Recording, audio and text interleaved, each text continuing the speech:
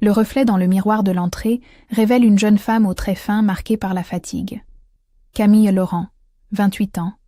Lisse d'un geste machinal sa blouse d'infirmière encore froissée par sa journée à l'EHPAD Saint-Vincent. Ses cheveux châtains, tirés en chignon strict, encadrent un visage où la douceur naturelle se mêle à une détermination récemment acquise. Elle hésite un instant avant de sonner, sachant que cette réunion familiale cache quelque chose. La porte s'ouvre sur Geneviève Laurent, 65 ans, impeccable dans son tailleur beige. Son regard critique parcourt la tenue simple de sa fille, s'attardant sur les chaussures plates usées et le cardigan en laine ordinaire. « Camille, tu es en retard, comme d'habitude. »« Bonjour maman. Madame Roussel ne voulait pas prendre ses médicaments, j'ai dû rester pour la rassurer. Toujours tes histoires de vieillard. Entre. Marguerite et Richard sont déjà là. » Le ton glacial de sa mère la transperce. Camille pénètre dans le salon, où résonnent les éclats de rire de sa sœur aînée. Marguerite, pharmacienne de 32 ans, rayonne dans sa robe de créateur, son mari médecin à ses côtés. Ils évoquent leurs derniers achats immobiliers, avec l'aisance de ceux qui n'ont jamais connu de difficultés financières. « Ah, voilà notre petite infirmière. Comment va ton travail avec les personnes âgées ?»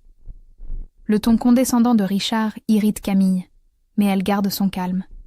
Elle s'installe dans le fauteuil le plus éloigné, sentant peser sur elle les regards de jugement. Depuis qu'elle a quitté ses études de médecine pour devenir infirmière, elle porte aux yeux de sa famille le poids de l'échec. Son studio parisien de 30 mètres carrés, ses économies entièrement consacrées aux soins de sa grand-mère Élise, tout cela témoigne pour eux de ses choix de vie médiocres. « J'aime mon travail. Les résidents me font confiance. C'est gratifiant. Certes, mais question salaire. » Marguerite laisse sa phrase en suspens, un sourire narquois aux lèvres. Geneviève reprend place dans son fauteuil directoriel, celui qui trônait autrefois dans le bureau de son défunt mari. Elle sort une chemise cartonnée de son secrétaire, geste qui fait naître un frisson d'inquiétude dans le dos de Camille. « J'ai convoqué cette réunion pour une décision importante concernant grand-mère Élise. » L'expression satisfaite qui passe sur le visage de Marguerite ne présage rien de bon. Camille sent son estomac se contracter. Grand-mère Élise, 85 ans, vit depuis quelques mois dans l'établissement où travaille Camille. Malgré son Alzheimer léger, elle garde des moments de lucidité parfaite et s'épanouit dans cet environnement bienveillant. Quel genre de décision ? Une décision d'adulte responsable, ma chérie. Le terme « adulte » résonne comme une gifle. Dans l'esprit de sa famille, Camille n'en fait visiblement pas partie. Richard ajuste ses lunettes, Marguerite fouille dans son sac de créateur, et l'atmosphère se charge d'une tension palpable. Quelque chose se prépare, et Camille pressent qu'elle n'y aura pas son mot à dire. Cette tension qui flottait dans l'air se matérialise quand Geneviève étale méthodiquement les documents sur la table basse en acajou. Estimation immobilière, devis d'établissement, calcul financier. Camille comprend avec une horreur grandissante que tout a été préparé dans son dos, organisé comme une réunion d'entreprise où elle n'aurait été qu'une employée convoquée pour information. Grand-mère ne peut plus rester dans cette maison trop grande pour elle. Nous avons trouvé une solution plus adaptée. Marguerite sort un dossier de son sac et l'ouvre avec l'efficacité d'une professionnelle habituée aux présentations. Les photos révèlent un établissement public austère. Couloir beige, chambre double spartiale, espace commun bondé. L'EHPAD. Les tilleuls coûtent moitié moins cher que le Saint-Vincent, où Camille a placé sa grand-mère avec ses propres économies. Regardez ces tarifs, c'est très raisonnable. 1 200 € par mois au lieu de 2 400. Mais grand-mère est heureuse au Saint-Vincent. Elle participe aux ateliers mémoire, elle a ses habitudes. Richard lève la main comme pour interrompre une objection sans fondement.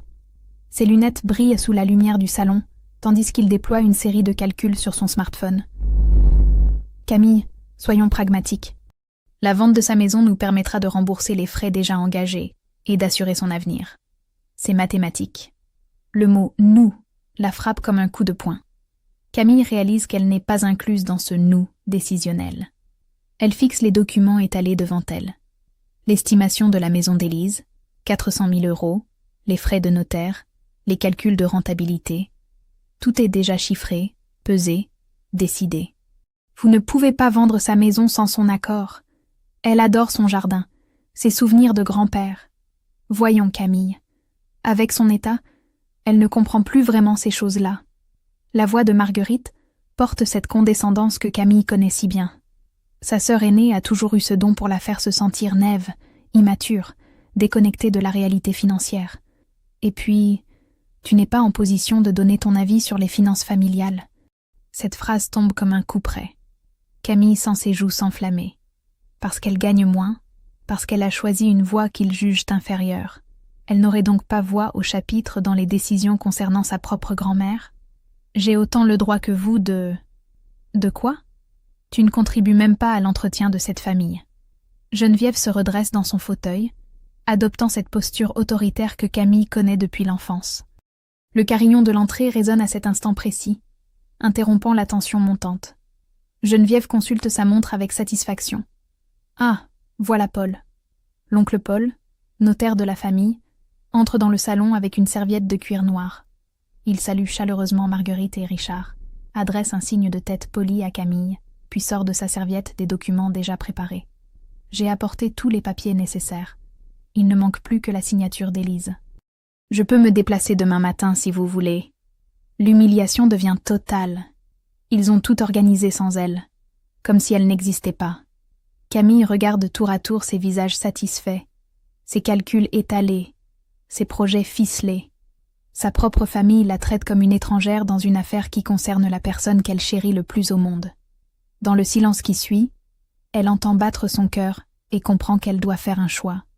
Cette compréhension foudroyante qu'elle doit agir maintenant ou jamais donne à Camille une force qu'elle ne se connaissait pas. Elle se dresse lentement, le cœur battant mais la voix ferme. Vous ne pouvez pas faire ça. Grand-mère a encore toute sa tête la plupart du temps. Elle me répète chaque jour qu'elle veut rentrer chez elle, dans son jardin. Paul ajuste ses lunettes et consulte ses documents avec l'air embarrassé de celui qui préférerait éviter les conflits familiaux.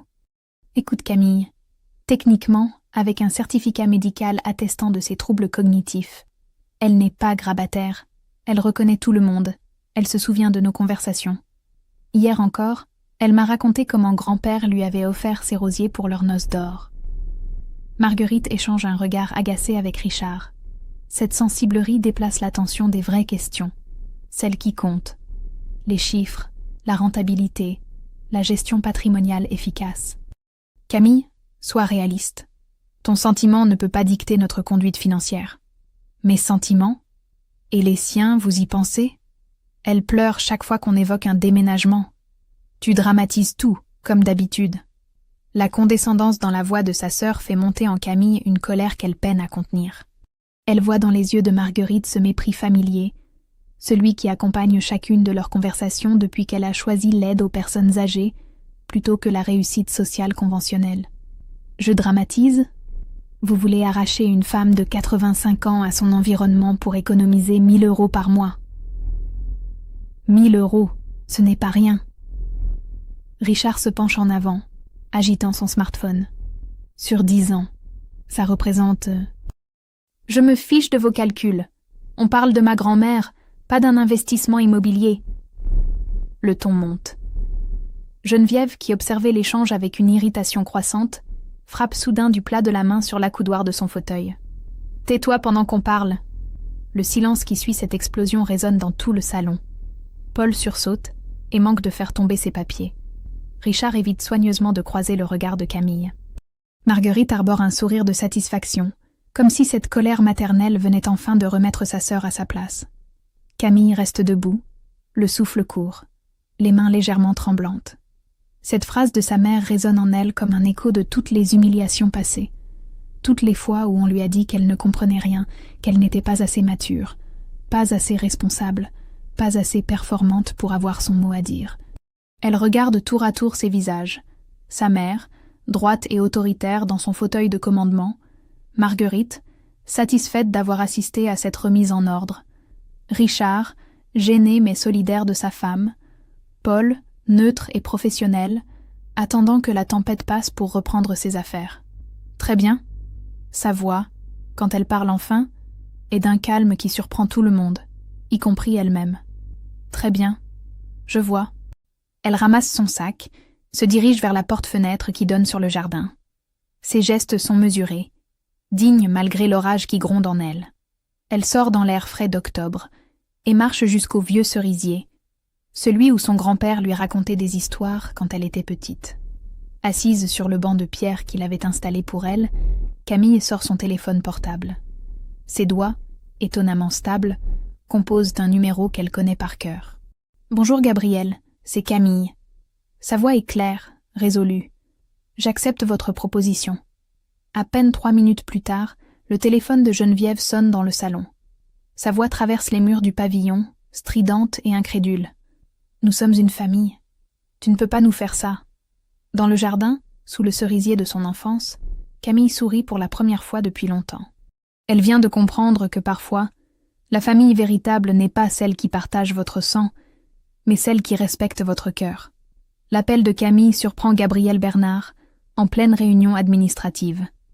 Directeur de l'EHPAD Saint-Vincent depuis 3 ans, cet homme de 34 ans a transformé l'établissement en référence dans la région.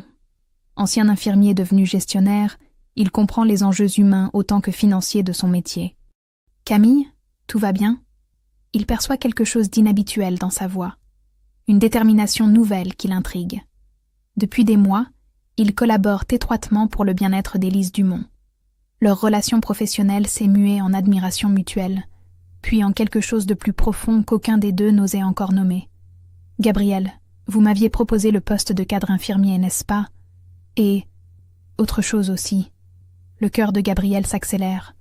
La semaine précédente, lors d'une pause café dans son bureau, il avait évoqué ses sentiments naissants, avec la délicatesse d'un homme qui respecte les convenances. Veuf depuis 5 ans, sans enfant, il avait appris à ne rien précipiter. Oui, bien sûr, les 2 propositions tiennent toujours. Alors j'accepte. Les 2. Le silence qui suit cette déclaration permet à Gabriel d'entendre les battements de son propre cœur. Il comprend qu'il se passe quelque chose de grave dans la vie de Camille, mais son bonheur prend le dessus sur ses questions. « Camille, êtes-vous certaine ? Je ne voudrais pas que vous preniez une décision sous le coup de l'émotion. Je n'ai jamais été aussi sûre de quoi que ce soit. » Pendant ce temps, dans le salon des Laurent, l'atmosphère s'est considérablement rafraîchie. Le téléphone de Geneviève vient de sonner, et sa conversation téléphonique avec sa fille a semé la stupeur dans l'assemblée. Elle épouse qui ? Marguerite manque de renverser sa tasse de thé. Un homme qu'elle connaît à peine ? Richard ajuste nerveusement ses lunettes, calculant déjà les implications financières de cette nouvelle donne. Et ce poste de cadre infirmier, c'est du sérieux ? Paul referme ses dossiers avec la résignation d'un notaire qui voit ses honoraires s'envoler. Si elle se marie et obtient une promotion, juridiquement, elle aura son mot à dire pour grand-mère Élise. Geneviève raccroche brutalement, le visage livide. 30 ans d'autorité maternelle viennent de s'effondrer en une conversation de 3 minutes. Elle a perdu la tête ? Se marier par dépit ? Accepter un poste au-dessus de ses compétences ? Maman, calme-toi. Ce n'est peut-être qu'un coup de bluff. Mais Marguerite commence à comprendre que sa petite sœur, qu'elle a toujours considérée comme naïve et influençable, vient de jouer un coup de maître. En une seule décision, Camille s'affranchit de leur tutelle financière et émotionnelle. Dans le jardin, Camille rappelle Gabriel pour organiser les détails pratiques. Sa voix retrouve sa douceur habituelle, maintenant que la décision est prise. « Gabriel, je dois vous expliquer ce qui s'est passé. Ma famille veut vendre la maison de grand-mère pour la placer dans un établissement moins cher. Je comprends mieux votre appel. Voulez-vous que je vienne vous chercher ? » Cette prévenance achève de convaincre Camille qu'elle a pris la bonne décision. Gabriel ne pose pas de questions indiscrètes, ne la juge pas, propose simplement son aide. « Non, j'ai ma voiture. Je vais aller voir grand-mère, puis rentrer faire mes bagages. Nous devons parler de notre avenir. Notre avenir... » J'aime comme cela sonne. Pour la première fois depuis des heures, Camille sourit vraiment. Elle vient de comprendre qu'elle n'est plus seule face aux manœuvres de sa famille. Quand elle rentre dans le salon pour récupérer sa veste, l'accueil est glacial. Marguerite la regarde avec un mélange de colère et de respect nouveau. « Tu crois que cette comédie va t'impressionner ? » Ce n'est pas une comédie, Marguerite. C'est ma vie. Camille se dirige vers la porte d'entrée avec une sérénité qui déstabilise tout le monde. Sur le seuil, elle se retourne une dernière fois. « Vous vouliez prendre des décisions d'adulte ? Eh bien moi aussi. Bonne soirée. » La porte se referme sur une famille Laurent sous le choc, qui commence à réaliser qu'elle vient de perdre tout contrôle sur celle qu'elle considérait comme le maillon faible de la chaîne. 3 semaines plus tard, Camille découvre sa nouvelle vie avec un émerveillement qu'elle n'osait espérer. La maison de Gabriel, située dans un quartier résidentiel calme, contraste avec l'agitation de son ancien studio parisien. Le jardin soigneusement entretenu, la cuisine spacieuse aux meubles en chêne clair, le bureau où il travaille côte à côte le soir. Tout respire une sérénité qu'elle pensait réservée aux autres. « Vous vous sentez bien ici ?» Gabriel pose cette question chaque matin au petit déjeuner, avec cette prévenance qui la touche depuis leur première rencontre.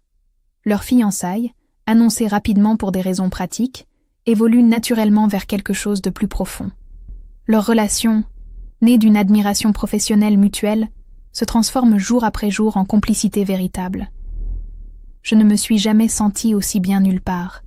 Cette sincérité dans sa voix rassure Gabriel. Veuf depuis 5 ans, il avait appris à ne plus attendre grand-chose de l'existence. Camille a redonné couleur à sa vie quotidienne, apportant dans sa maison ordonnée une chaleur humaine qui lui manquait. Au Saint-Vincent, la transformation est spectaculaire. Camille, dans son nouveau rôle de cadre infirmier, révèle des talents insoupçonnés. Elle réorganise les plannings pour optimiser la présence auprès des résidents, instaure des réunions familiales mensuelles, développe un programme d'activités adapté à chaque niveau de dépendance. Madame Laurent, votre grand-mère rayonne depuis quelques semaines. L'aide-soignante Nathalie sourit en voyant Camille s'installer près d'Élise pour le goûter. La vieille dame, stimulée par la présence quotidienne de sa petite-fille et les activités adaptées, montre des signes d'amélioration remarquables. Ses moments de confusion se raréfient, sa participation aux ateliers s'intensifie. « Tu sais, ma chérie, je me demande parfois si cette maladie n'était pas aggravée par la solitude. Ici, je me sens utile. » Élise tient la main de Camille avec une lucidité parfaite. Ces instants de clarté se multiplient depuis que l'angoisse du déménagement s'est dissipée. Pendant ce temps, à quelques kilomètres, l'atmosphère familiale Laurent s'est considérablement dégradée. Geneviève découvre progressivement l'ampleur de l'aide financière que lui apportait discrètement Camille, les courses hebdomadaires, les petits travaux de jardinage, les cadeaux d'anniversaire plus généreux qu'elle ne le pensait. Sans cette contribution silencieuse, maintenir son train de vie devient difficile. Comment a-t-elle pu nous aider sans qu'on s'en rende compte? Marguerite, confrontée à cette révélation, ressent pour la première fois une pointe de culpabilité. Elle fouille dans ses souvenirs. Les réparations mystérieusement prises en charge, les factures d'électricité allégées, les week-ends où Camille passait par hasard avec des courses. Elle payait la moitié de tes frais de pressing, tu te souviens? Et les cours de piano de ton fils? Richard, plongé dans les relevés bancaires, découvre l'étendue du désastre financier familial. Leurs projets immobiliers ambitieux, financés en partie sur l'hypothèse de l'héritage anticipé d'Élise, deviennent soudain irréalisables. Nous avons hypothéqué l'appartement sur la base de revenus qui incluait cette vente. Les tensions éclatent. Marguerite reproche à sa mère sa politique familiale autoritaire. Geneviève accuse sa fille aînée de cupidité. Richard menace de divorcer face à ses complications familiales qui nuisent à sa réputation professionnelle.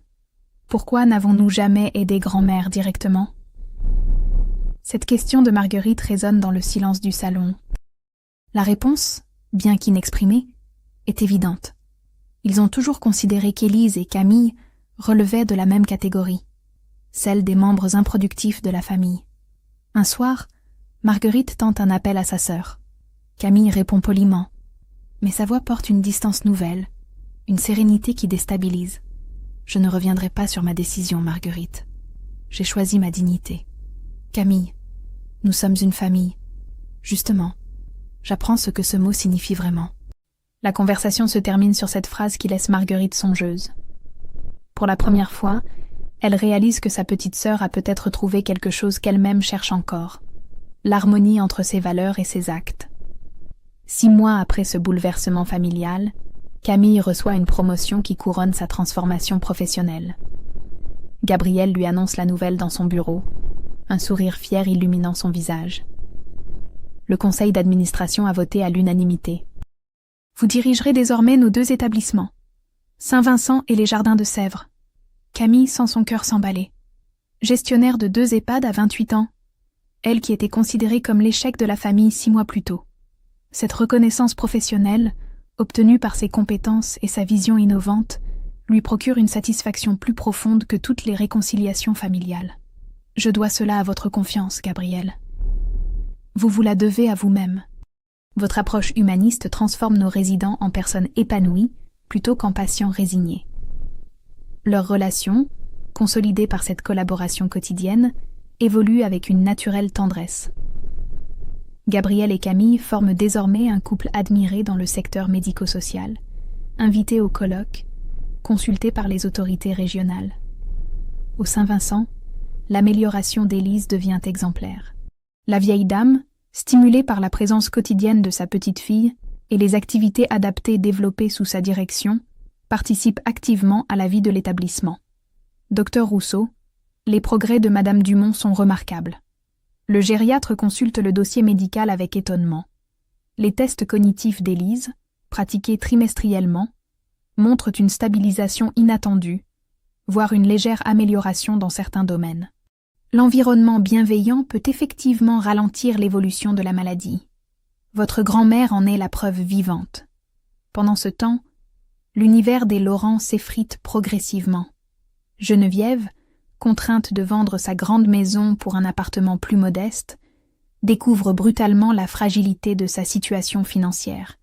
L'aide discrète de Camille représentait une part non négligeable de son budget mensuel.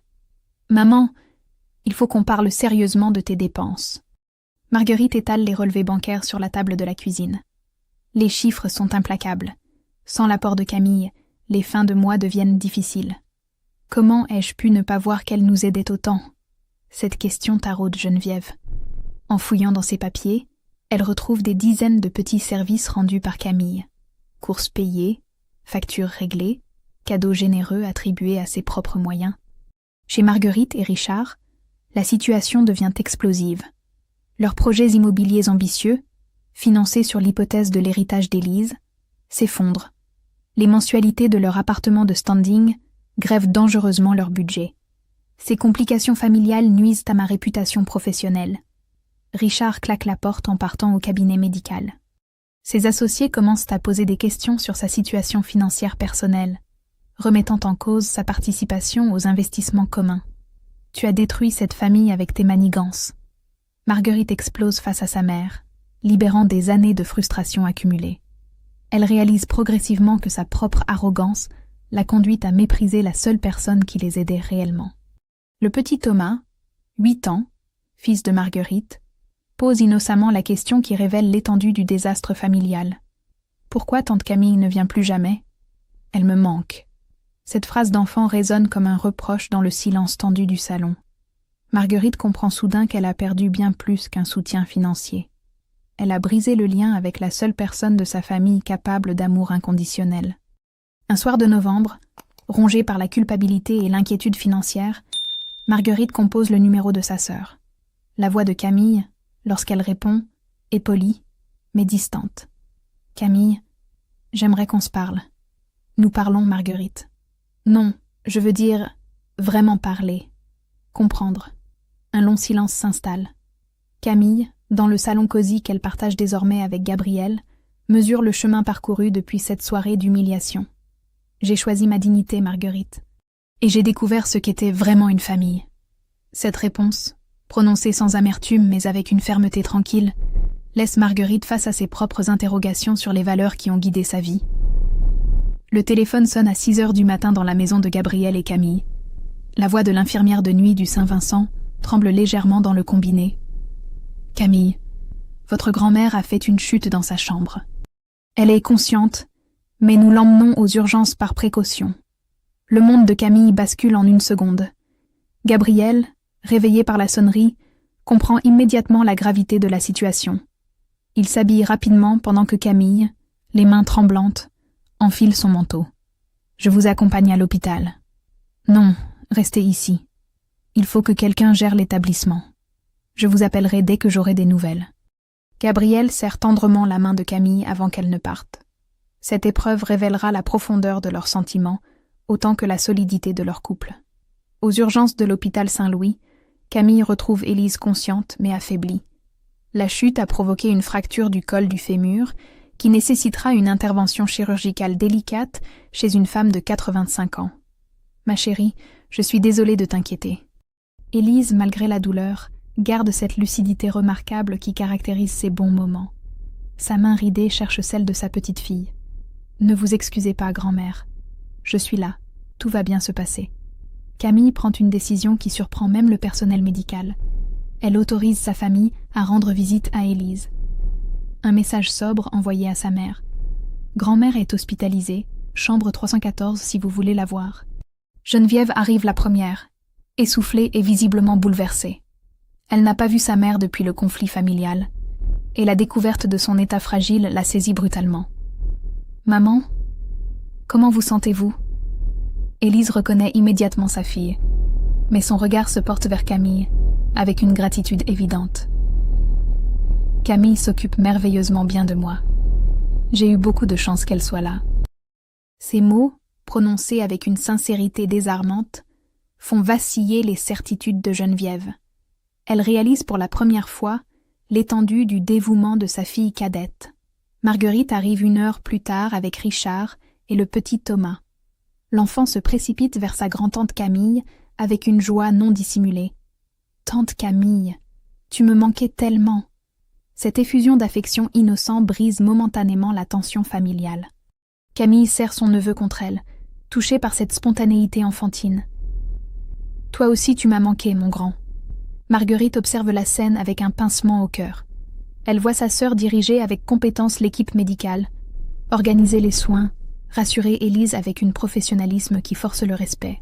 « Docteur Blanchard, quels sont les risques de l'intervention ?» Camille pose les bonnes questions, comprend les enjeux médicaux, traduit les explications techniques pour sa famille. Marguerite, qui l'a toujours considérée comme immature, découvre une femme accomplie, respectée par ses pairs. Gabriel arrive en fin de journée, apportant des affaires pour Camille qui refuse de quitter l'hôpital. Sa présence discrète mais attentionnée frappe la famille Laurent. Cet homme distingué, aux manières raffinées, traite Camille avec un respect et une tendresse qui contrastent avec les rapports familiaux qu'ils connaissent. « Vous devez être Gabriel. Camille nous a parlé de vous. » Geneviève, malgré sa raideur habituelle, se montre polie avec cet homme qui rend sa fille visiblement heureuse. « Madame Laurent, Camille a beaucoup d'affection pour sa grand-mère. Je comprends son inquiétude. La conversation reste courtoise, mais chacun jauge l'autre. » Geneviève découvre que Gabriel n'est pas le profiteur qu'elle imaginait, mais un professionnel respecté qui admire sincèrement les qualités de sa fille. Le soir, quand Élise s'endort enfin sous l'effet des calmants, un face-à-face inattendu s'organise dans le couloir de l'hôpital. 3 générations de femmes Laurent se retrouvent face à la fragilité de la vie et à leurs propres erreurs. Camille, nous nous sommes trompés sur beaucoup de choses. Geneviève, pour la première fois depuis des décennies, reconnaît publiquement ses torts. L'émotion transparaît dans sa voix habituellement si contrôlée. « Grand-mère va s'en sortir, maman. C'est tout ce qui compte maintenant. » Cette réponse, empreinte de maturité et de générosité, révèle la grandeur d'âme de Camille. Elle pourrait triompher, rappeler les humiliations subies, mais choisit la réconciliation face à la fragilité humaine. Marguerite, témoin de cet échange, comprend qu'elle a sous-estimé sa sœur bien au-delà des questions financières. Elle a méconnu sa force intérieure, sa capacité de pardon, sa véritable noblesse de cœur. L'intervention chirurgicale d'Élise se déroule mieux que prévu. 3 semaines plus tard, installée dans une chambre de rééducation au Saint-Vincent, elle retrouve progressivement sa mobilité sous l'œil attentif de toute sa famille. Cette épreuve a rapproché des cœurs que l'orgueil avait éloignés. Geneviève, ébranlée par la fragilité de sa propre mère, vient rendre visite quotidiennement. Ses conversations avec Élise lui révèlent l'étendue de l'investissement de Camille dans le bien-être familial. « Ta fille m'a sauvée, Geneviève. Sans elle, j'aurais sombré dans la tristesse. » Ces mots résonnent douloureusement dans l'esprit de Geneviève. Elle réalise que pendant des années, elle a méprisé celle qui portait la famille à bout de bras. « Maman, j'aimerais présenter des excuses à Camille. Sincère. Il faudra du temps, ma chérie. Les blessures que vous lui avez infligées sont profondes. » Élise, malgré son grand âge, comprend les enjeux familiaux avec une lucidité impressionnante. Son Alzheimer semble stabilisé, comme si l'amour retrouvé de sa famille freinait la progression de la maladie. Marguerite entreprend une démarche plus radicale. Confrontée à ses propres démons, elle consulte une thérapeute familiale pour comprendre les mécanismes de domination qui ont pourri leur relation fraternelle. « J'ai toujours eu besoin de me sentir supérieure à ma sœur pour exister. » Cette révélation, difficile mais libératrice, marque le début de sa reconstruction personnelle. Elle divorce à l'amiable de Richard, qui ne supportait plus les complications familiales, et reprend confiance en ses propres capacités professionnelles. Un après-midi de décembre, Marguerite se présente au Saint-Vincent avec une humilité nouvelle. Camille la reçoit dans son bureau directorial, celui-là même qui témoigne de son ascension professionnelle. « Je ne viens pas demander ton pardon, Camille. Je viens reconnaître mes erreurs. » Cette approche franche surprend Camille. Sa sœur, d'ordinaire si sûre d'elle, affiche une vulnérabilité touchante. « Nous avons tous fait des erreurs, Marguerite. Non. Toi, tu as aimé.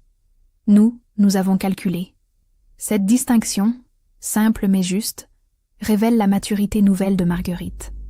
Elle comprend enfin que l'intelligence du cœur de sa sœur valait tous les diplômes du monde. Gabriel, témoin discret de ces réconciliations, admire la grandeur d'âme de Camille. Forte de son amour et de son succès professionnel, elle accepte progressivement le dialogue, sans pour autant tout oublier. « Vous êtes remarquable dans votre façon de gérer cette situation. Ma famille reste ma famille. Gabriel. Mais j'ai appris à poser des limites. » Cette sagesse nouvelle caractérise la Camille d'aujourd'hui. Elle aide financièrement sa mère, désormais dans le besoin, mais en fixant des règles claires et des échéances précises. « Maman, je peux vous prêter 3 000 € pour votre déménagement. Remboursable en 1 an, sans intérêt. » Cette générosité encadrée impressionne Geneviève. Sa fille a su allier bonté et fermeté, évitant les écueils du passé. Le petit Thomas devient le lien précieux entre les générations. Ses visites hebdomadaires au Saint-Vincent enchantent Élise et permettent à Marguerite de renouer progressivement avec Camille. « Tante Camille, tu m'apprends à prendre soin des personnes âgées ?» Cette question innocente révèle l'influence positive de Camille sur son neveu. L'enfant découvre que vieillir n'est pas honteux, que s'occuper des autres peut être un métier formidable. Bien sûr, mon grand. Le respect des anciens, c'est la base de toute civilisation. Marguerite, témoin de ces échanges, comprend les valeurs que sa sœur transmet naturellement. Elle apprend à respecter les choix de Camille et découvre en elle une alliée précieuse pour s'occuper d'Élise. Un soir de janvier, Gabriel demande officiellement la main de Camille devant toute la famille réunie dans la chambre d'Élise. La vieille dame, radieuse, bénit cette union avec une émotion communicative. « Mes enfants, vous m'offrez le plus beau cadeau, voir ma petite fille heureuse. » Geneviève, les larmes aux yeux, réalise qu'elle assiste au bonheur véritable de sa fille. Cette Camille épanouie, respectée, aimée, elle ne l'avait jamais vraiment vue auparavant. « Gabriel, prenez soin de notre trésor. » Ces mots, prononcés avec une sincérité nouvelle, marquent l'acceptation définitive de ce couple par la famille Laurent. Ils ont tous compris que Camille a trouvé sa voie, et que cette voie les honorait tous. La famille apprend lentement à fonctionner sans hiérarchie toxique ni chantage affectif. Chacun trouve sa place dans cette nouvelle configuration, basée sur le respect mutuel plutôt que sur la domination. Par une matinée de mai ensoleillée, le jardin du Saint-Vincent se transforme en écrin de bonheur pour le mariage de Camille et Gabriel. Les rosiers en fleurs, les allées bordées de lavande, les résidents souriants installés au premier rang créent une atmosphère d'une tendresse exceptionnelle. Élise, radieuse dans son fauteuil roulant décoré de rubans blancs, assiste lucide et émue à cette consécration d'amour. Ses 86 ans portent la sagesse d'une vie entière, et son regard pétille de joie en voyant sa petite fille rayonnante dans sa robe simple mais élégante. « Ma chérie, tu es la plus belle mariée que j'ai jamais vue. » Camille se penche pour embrasser sa grand-mère, cette femme qui lui a appris les vraies valeurs de la vie. Autour d'elle, la famille Laurent au complet témoigne de cette renaissance des liens familiaux. Geneviève, apaisée dans son tailleur pastel, a retrouvé sa place de mère aimante sans être dominatrice. Les épreuves l'ont transformée en femme plus humble, capable enfin de reconnaître les qualités exceptionnelles de sa fille cadette. Gabriel, vous avez conquis notre cœur autant que celui de Camille. Marguerite, remariée récemment avec Philippe, un instituteur simple mais aimant, entretient désormais avec sa sœur une relation fraternelle authentique. Le petit Thomas, fier de porter les alliances, incarne cette nouvelle génération qui grandira dans l'amour plutôt que dans la compétition. Tante Camille, quand je serai grand, je veux travailler avec toi. Cette déclaration enfantine fait sourire l'assemblée. Camille a semé des graines de générosité qui germeront dans les années à venir. La cérémonie, simple mais émouvante, se déroule sous l'œil bienveillant du personnel soignant. Les résidents du Saint-Vincent participent avec bonheur à cette fête qui illumine leur quotidien. Madame Roussel, la patiente récalcitrante des débuts, offre à Camille un bouquet confectionné avec les fleurs du jardin thérapeutique. Vous nous avez appris que vieillir pouvait rester joyeux. Cette reconnaissance professionnelle touche Camille autant que les félicitations familiales.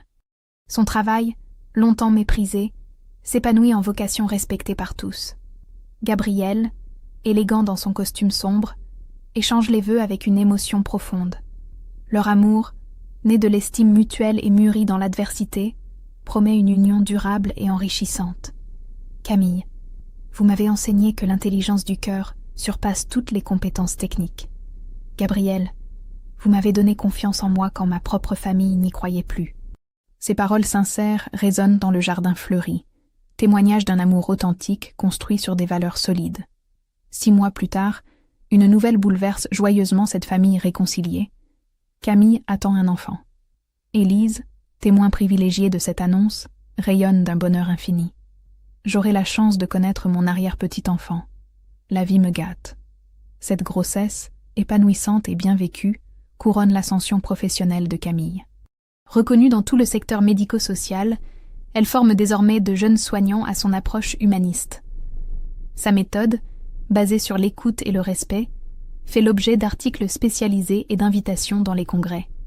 Madame Bernard, votre vision révolutionne la prise en charge gériatrique. Ces reconnaissances officielles comblent Camille d'une satisfaction profonde. Elle a prouvé que passion et compétence peuvent transformer un secteur entier. Au printemps suivant, Élise s'éteint paisiblement dans son sommeil, entourée de l'amour de sa famille. Ces dernières paroles, adressées à Camille, résument toute une philosophie de vie. Tu as transformé nos épreuves en bénédictions. C'est le plus beau des héritages. Les obsèques, simples et dignes, rassemblent une foule impressionnante. Familles, résidents, personnel soignant, autorités locales. Chacun témoigne de l'influence positive d'Élise, mais surtout de celle de Camille, qui avait su préserver sa dignité jusqu'au bout. Lors du règlement successoral, Camille offre généreusement à sa famille une partie importante de l'héritage. Non par obligation, mais par choix libre. Illustration de sa grandeur d'âme. Je n'ai plus besoin de prouver quoi que ce soit. J'ai trouvé ma voie. Cette sérénité finale illumine le visage de Camille.